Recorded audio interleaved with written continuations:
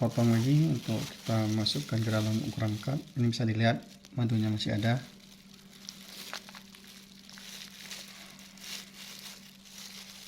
Bukan sarung peras tapi masih berisi.